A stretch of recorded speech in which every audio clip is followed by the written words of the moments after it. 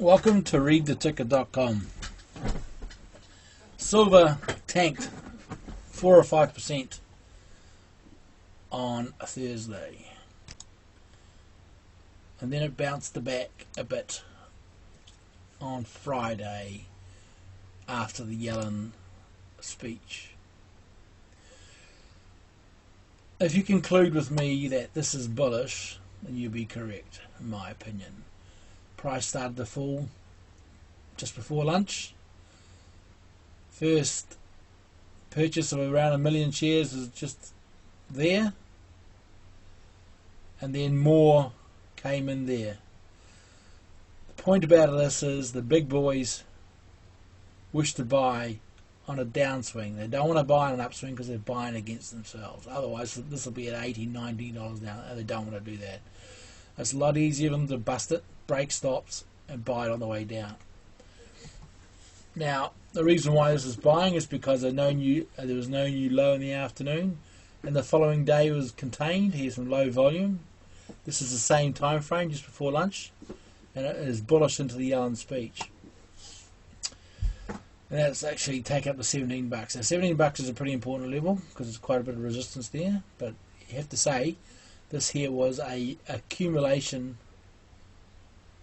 exercise, or there was some manipulation going on to get the price down to accumulate. So you might say that I think the people are quoting about $2 billion worth of notional silver was purchased. Well, they wanted to do that at a low price. They didn't want to do it at a higher price. It just makes sense. Let's call this bullish, shall we? So let's have a look around at a couple of silver stocks. Here we have HL. Now what's interesting in this chart? HL there monthly, going back a ways, is we have very important resistance around the 7 mark, and about here. So this seems to be a very interesting activity. The reason why that's interesting is I think a lot of funds can't really buy stocks like this until it's over about $5. When they're at $2 and down there, they not allowed to purchase $2, $3 penny stocks. The fund has to be over a certain price, I think, so let's say $5, and they can't really get involved until the stock improves. But what's interesting about this stock here is that look how high the volume is. It's the highest volume in years, and it's in the middle of consolidation on the way up. Sort of happened here as well. There's high volume there.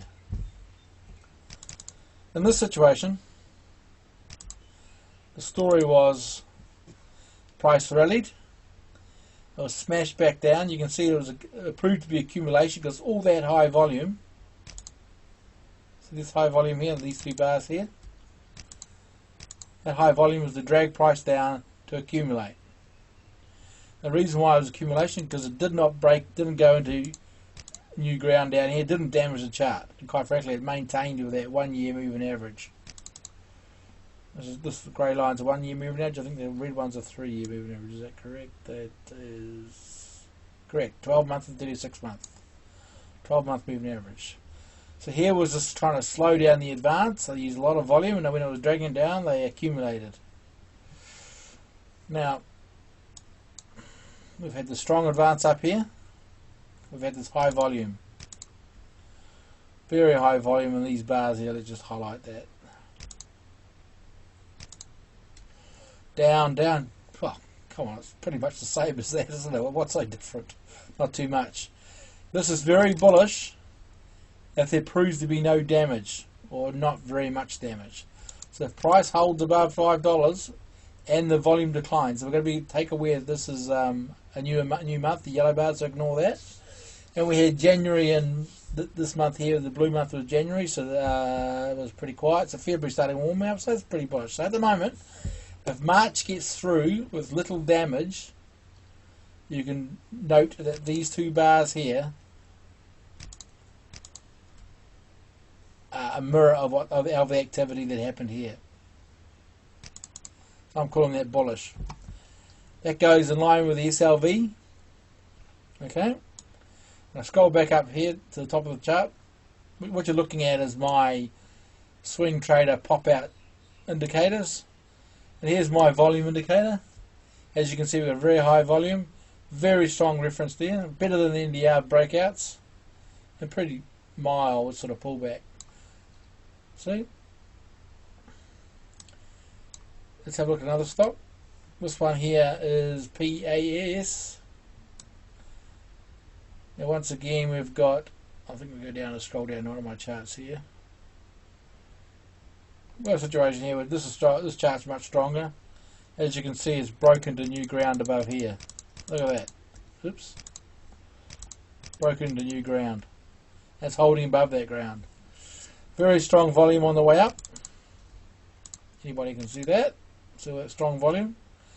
And this is a low volume rally. Oops. Low volume rally there.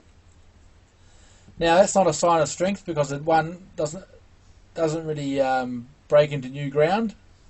You might call it a minor sign of the strength, but really it's indeterminate. So at the moment we've got a situation where prices come back. Now in line with HL and SLV, if this holds here, the damage is contained and it starts building a little base pattern. That is very bullish. Let's go and look down here. It's all, once again, it's on the 1 year trend.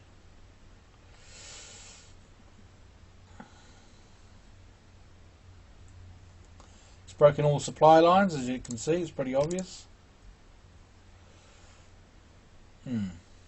So I think this is obviously a favourite amongst institutional players. They've slowed the advance down so they can accumulate. They didn't get them down here because they missed out, shot up here. So once again, if there's no damage at the lower level, this is very bullish. But we'd like to see a period where the volume goes dull, that shows all the negotiations and toing and froing and who's got what and who doesn't want what is done, and we realise that the advance is ready to continue. And I would like to note that metals, gold and silver, tend to rise when interest rates are rising because that's the acceleration of the debt problem, isn't it? Thanks very much for watching.